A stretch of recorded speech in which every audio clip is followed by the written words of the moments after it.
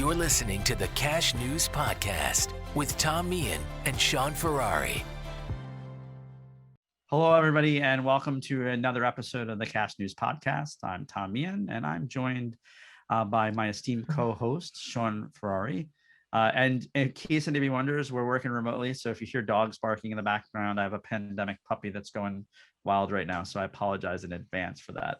Shaun, how are you? Yeah, I'm good, thanks. Likewise, I've got a pandemic puppy as well, so I guess it's the common theme, right? He's just over one now, so we'll see how that goes. But he may bark as well.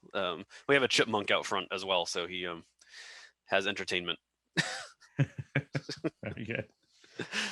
But yeah, it's been a good couple weeks since we last chatted here and recorded, and we are happy to be back and talk about a couple things that have bubbled up this week or that continue to occur, and also let you guys know that we are out sourcing speakers for future episodes, so you don't have to always just listen to me and Tom talk, although we know it's just a fun thing to do, and we're happy you do it, but we'll get other voices on as well.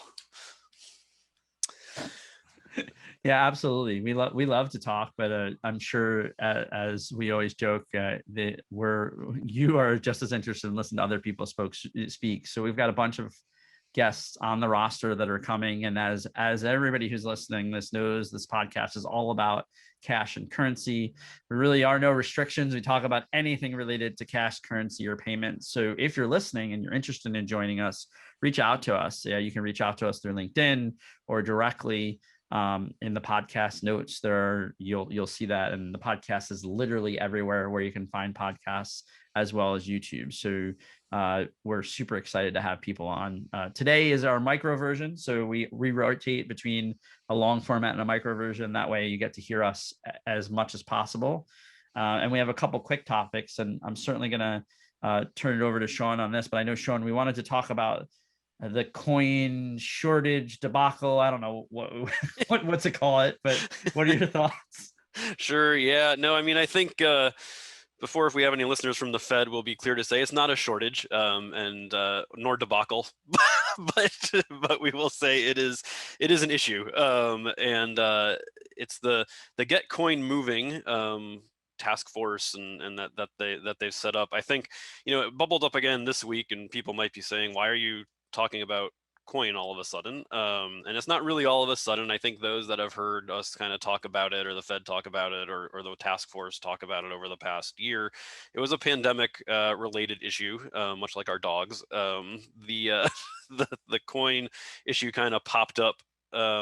First, it may have been a little bit of a supply issue, just in the sense that the Mint had to slow down initially as they kind of adjusted to the COVID scenario. But it's really not a supply issue. It's just a circulation issue of coin, and it hasn't really resolved yet. There's been a lot of work that has gone on, working with some of the larger retailers and some banks and CITs around the country, trying to incent people to bring coin to, whether it's to retailers and then retailers to banks and banks to the CITs and the CITs to the Fed. It's this kind of channel, right, that has to kind of move all along, and really as the folks got out less during the pandemic, there was less, as we saw in that we talked about last week, the diary study that came out, the update to that the Fed had put out. There was less cash usage, and if you're using less cash, you're using less coin. So as all that's gone on, and workforces have been stretched thin at various places all throughout that channel, there's just been less handling and flow of coin, and it's causing some challenges at various points along that channel, and that continue to exist. I know some consumer groups are a little worried about it, or very worried about it, just in the sense that if you don't have coin, it's forcing a lot of retailers to say, we can't make change, so we're not gonna accept cash, and we're gonna move to more digital channels. There's a lot of legislation on the flip side of that that's coming out from state to state that's saying, no, you must accept cash as a retailer. So that's kind of some counter forces at work there. I think what will be interesting, is as the economy rebounds here and things are opening up quite quickly now, and folks are getting back out and dining at restaurants and starting to shop again, how fast does that help resolve the problem or not? I don't know. Coin's a funny animal. It's generally a one-way street. It does usually go out and never really make it all the way back up that channel, or rarely make it all the way back up that channel. So, will it come back, or will it be sticky and just sit in people's drawers and piggy banks and wherever else it sits? I don't know, but I know the folks are at all those different industries are looking at it and trying to figure out ways to incent to get it to come back and just make it flow more smoothly. So it's an issue that continues to be out there. Again, we'll have some folks on to talk about it. It's not just a U.S. issue. It's happening in some other countries around the world as well. I know a steering group that we have that helps us set an agenda for our upcoming banknote and currency conference next February. Specifically asked that we get coin on that agenda, which is not typically featured on that agenda, but they definitely want to talk about it, and engage from an international perspective as well on what's going on with coin circulation and how to make sure that currency leaders all over the world have that on their radar and talking about it, so much so that we're actually also going to add a workshop at the beginning of that conference, um, focused on coin circulation.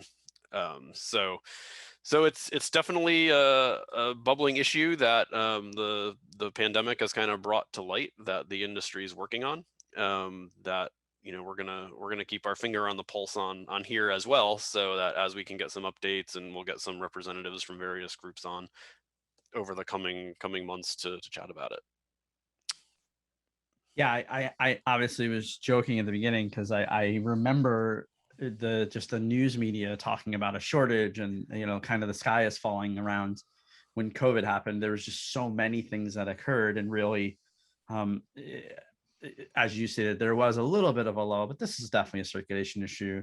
And I don't know, I'm certainly not an expert in coin, but I think there is some level of common sense. As things open, people are going to want to turn that into paper and move it around. And where I do spend a lot of my time is on the other side, where you talked about retailers and not accepting cash and the risk associated with that. And it's such a funny balancing act where it is just not easy to not take cash for a retailer. So anytime I hear that, I kind of shake my head and say digital payments are not as easy as it looks. There are margin implications. There are all sorts of fraud implications, and also the customer implication. If I come into an establishment and I want to use cash, and I can't, that's not a good customer experience. And in retail specifically, we know, and this is factual, that when the pandemic started, there were some very large chain retail and quick serve that said they weren't taking cash, and really almost instantaneously they reversed those decisions and said, we'd prefer digital payments, but if you have cash, we're going to take your cash.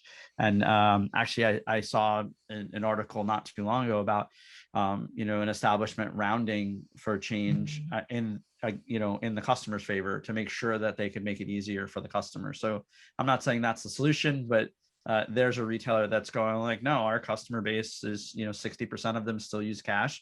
We need to accept cash and make it really easy for them. So that I'm really eager to hear, certainly interested to hear what some of our guests will say about it. I know that the movement makes sense to me. It's just getting it back into circulation, and I am certainly eager to see what happens when all that coin fluxes back in, how people react to it. But globally, I hear it from a lot of folks too, and I just think it's part of this kind of and I don't use this term a lot anymore, the new normal term, because I think we still don't know. I think it's still an evolution of what's going to occur. Yeah, And I mean, I think the other piece on that is as we started talking, and we will continue to talk, as we kind of push the circulation of cash further downstream, right, with more use of recyclers and smart safes and those sorts of things, which make 100% sense to do, I think, for many retailers, and keep cash kind of downstream. You don't have to send everything back upstream to the bank and to the Fed and have it come all the way back down. There's benefits to that, of course, from a cleaning of the currency and keeping it safe and secure, but to the extent that some of it can stay as far downstream as possible to make it more efficient, that's great. But when you do have this coin side of the world, you have to think about that too, right? It's like, okay, well, if we're pushing less transport of currency, less fulfillment of currency orders by armored carriers, by keeping the cash further downstream, well, that limits the number of times you're serviced by a carrier, which is probably going to be bringing you coin or doing change orders with coin. And are you, as a retailer, going to spend the money on your armored carrier run if it's only bringing you pennies, literally only bringing you pennies, as opposed to bringing you hundreds and 50s and 20s and everything else you need as a retailer? So there's going to be a change. No pun intended there either. There's going to be a change with how a coin does flow. Just from it's not necessarily gonna just kind of piggyback on the currency as it may have used to, if the currency's not moving as much either, because of technology and other solutions that are out there. So it's definitely something to watch, and it's a larger issue that kind of needs to be addressed, or else it is just going to be a true one-way street of just coin constantly out and never coming back, which then does have true issues, because you've got to rebalance it somehow, and nobody wants to spend the money to move it. That's really the root of the issue. Yeah, and I think your perspective and what you said is always what I say, is it's not that easy, right? When you introduce a smart safe or a recycler into your environment, there are a lot of things that happen that at face value you go, this is going to be amazing, this is what's going to occur, and then you start to realize that you certainly get more efficiencies, but you get less deliveries, right? And then what the cost of that delivery, and so from a control tech standpoint, we're still, one of our, most sought after product is a coin bag, and we haven't seen a dip. So I always go to myself, well, there's got to be money moving, because we're seeing this happening. And so, while that's probably anecdotal and not scientific, I can see what people are using. So there's definitely some movement still. I think the circulation really has more to do with the pandemic. And I think when you said pennies, like, it's such a valid point of, like, if I closed a retail establishment or I closed the chain, I'm not sure that I'm going to go take all of my coin out of my safe and rush it to the bank. I might just have left it there. That there's all those things play a real role. But I think the biggest point for a listener is, this is what we're trying to do on the podcast, is talk about all of those things that, at face value, you might not realize when you're introducing a technology or making a change, no pun intended, in the way you process currency. There are a lot of things that go along with it, and they're not good or bad. They're just things, that you have to plan for and prepare for and understand what the impact is. So all stuff I'm really interested in hearing and really understand, want to see what's happening. And then, looking at what the global footprint of coin looks like, and how, there are some countries, as Shaun, I think you and I touched on this when we were together in person, that eliminated certain coin. And it sounds easy, right? It sounds easy, but when you do it, you go, oh man, we've just changed the whole consumer landscape of a country. And then it creates a little bit of a stressor. And then we're not typical media, right? So we're not waving the flag. We're not going to put the article that it's the end of the world that you don't have pennies. So that's what I think that also exasperates the issue, right? The media in the beginning of this was, if there's a coin shortage, what are we going to do? Unbanked Americans aren't going to be able to buy things at stores because there's no change. And it became this kind of where there's certainly consequence, but I think that once the circulation runs through, we'll be in a different position. Yeah. I wanted to chat a little bit, Shaun, and just a little, just because this is reminiscent of, gosh, it feels like forever ago, when at the last event that we were together and I spoke about cryptocurrency, and I was a little bit on the stage. There were some other folks that are way smarter than me in the cryptocurrency space, but not in the risk space, I would say. And I said, there's real risk that regulation is coming and there's no way we're going to avoid this. And one person said, no, Bitcoin will never be regulated. And so, yeah, I think it was yesterday or the day before, the Treasury calls, for doubling IRS staff and targeting tax evasion specifically related to cryptocurrency. And then the White House makes a statement of that, we're going to go aggressively after this. And this is not a good or bad thing. It's just a reality of you can't transfer millions of dollars of digital currency and not pay taxes on it. So I think I don't want to spend too much time on it today, but I think we're going to see, a much greater degree of scrutiny around crypto exchanges. And, folks that like Coinbase and Robinhood, they're regulated, they're licensed. There's no way that they're not going to participate in this. They're banking institutions, in order to keep their, so if you're on a major exchange, you're going to see that you may have to have SARS filled out. You may have to fill out applications over $10,000. I see that coming. I've thought that would come quicker. I think the pandemic slowed it, but I can, almost guarantee that's coming. And again, I don't know that that's a bad thing. I know that people, talk about decentralization. Taxes aren't necessarily centralizing the cryptocurrency. It's just saying you got to pay the tax on it. And then the Chinese government making a very bold move of really limiting the crypto. So I do think this is definitely my personal opinion that crypto is not going away, but I do think in the next 6 months or so, we're going to see a much greater degree of scrutiny and a much greater degree of regulatory from the federal level around taxation. And there's real money in this. And then I also would say, if you are a crypto person and you're not using, a personal wallet to keep it in, and you are using like an offshore unregulated piece of it, there's risk for you, right? You don't have protection. So, so you have to be very careful with that. And then the other thing is Bitcoin using the most is still not widely accepted. So you're eventually going to have to turn this to money. So like any investment, there's going to be tax associated with it. I do believe there is going to be a huge focus on it, especially with doubling the IRS staffing and pushing that. And I do think we're going to see more compliance driven transactions. I think we're literally weeks away from, the financial institutions requiring at least some sort of documentation on $10,000 or more. And it's electronics. So it's not like you're taking cash out of the bank, but I'm pretty sure you're going to have disclosure agreements and things of that nature. I know that some of the exchanges already have hold periods where they just don't let you just take it and move it. There's a hold period involved so that they can monitor it. And I certainly know that all of the major exchanges report to the IRS. I mean, there's no, so that isn't changing, but I do think we're going to see kind of transfers worth more than $10,000 to be reported every single time. I know that the government is calling for that, but I think it's actually going to transition in. And I'm not sure that this is a problem for cryptocurrency. I think it's something to talk about. I always over a year ago, I kind of was saying, I think we're all crazy if we don't think this is going to happen. And a lot of the more technical crypto guys said, no, that's why crypto was created. So that would never happen. But the reality is decentralized doesn't mean detaxed.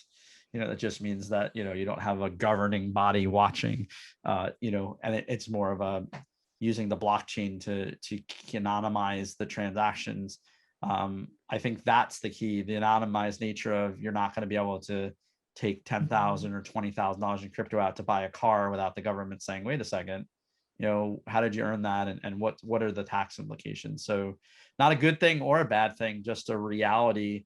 And there is, and I think we will talk about this every once in a while on the call, there is a lot of up and down in the crypto markets, and there's a lot of global information about it. So I do think it'll be a topic. I think that it's important because I don't believe cryptocurrency is a cash competitor at all. As a matter of fact, I actually think crypto in the real world turns into cash.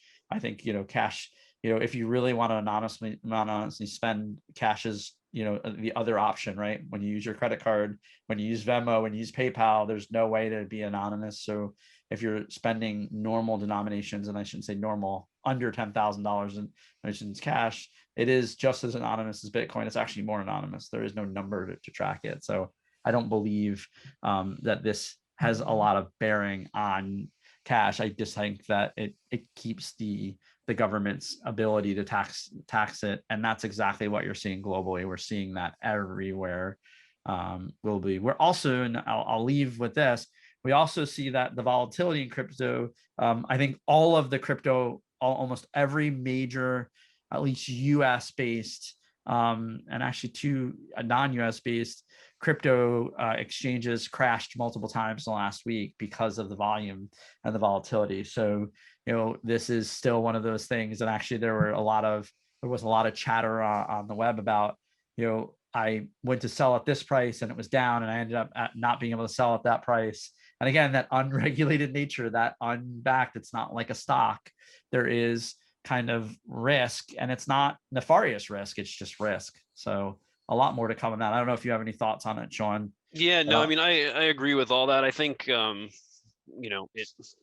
it's, as you said, it's an investment. I know a couple people online have said this week, don't put more in there than you're prepared to lose, right? I mean, yeah, you might make it big, but you also might lose everything you put in. So just kind of, that going in. And I do think, the regulation, you're right, is going to come, and it's not going to take too many more, things like Colonial Pipeline and all that, where you've got more ransomware attacks that matter. Not that all of them don't matter, but when they start affecting critical infrastructure, and that highlights the crypto that's used to be demanded. I mean, that can only go on for so long before action is taken. That protects everybody, and it might affect some of the anonymity, and as you say, whether it's a SARS filing and all that sort of stuff, or what have you. But it's still a new, I mean, yes, they've been around for a while, but in terms of popularity, it's still in a financial instrument, a very new thing. And it takes a while for regulation to catch up. I mean, and we'll talk, we said, we'll talk in the future about the cannabis market. It's a somewhat similar dynamic where, as things start to get, whether it's deregulated and grown in popularity, and then, do more regulations come on top of it. It's just, there's a cycle with this stuff. And hey, we still haven't figured out coin, right? And coin's been around for thousands of years. And now we've got crypto. So, it takes a while with this stuff. Yeah, no, all awesome points. And we'll definitely talk about the cannabis market in the future. And you know what? I think next podcast, we'll talk a little about the Colonial Pipeline. I'm going to save that because I think there's some real valid points that you made of why regulation might need to happen for us all to stay safe. So without further ado, we're gonna part ways for now. All the listeners, we appreciate it. Please like, subscribe anywhere you can find a podcast. We're there. We appreciate the support so far, and everybody stay safe, and we'll talk to you soon. Great. See you all in a week or two. Take care. Thanks for listening to the Cash News Podcast. We hope you found this episode insightful. Don't forget to like and review us on iTunes, Spotify, Stitcher, or wherever you listen to your podcasts. Follow us on LinkedIn and Twitter, and be sure to visit us at thecashnews.com to stay up to date with the latest on the world of cash. Thanks again for listening to the Cash News Podcast.